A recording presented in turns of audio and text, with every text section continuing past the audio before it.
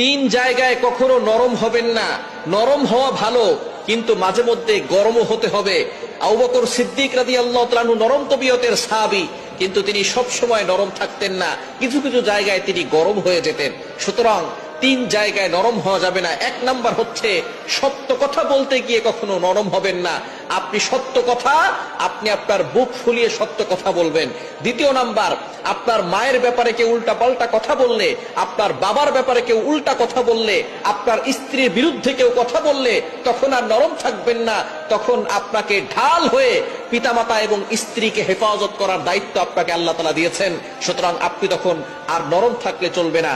তিন নাম্বার, নবীজি সাল্লাল্লাহু আলাইহি ওয়াসাল্লামের বিরুদ্ধে কেউ কথা বললে, কোরআনের বিরুদ্ধে কেউ কথা বললে, আল্লাহর বিরুদ্ধে কেউ কথা বললে, তখন আর নরম থাকবেন না, তখন আপনি গরম হয়ে যাবেন। এটাই হচ্ছে নবীজি সাল্লাল্লাহু আলাইহি ওয়াসাল্লামের সাহাবায়ে কেরামদের আদর্শ।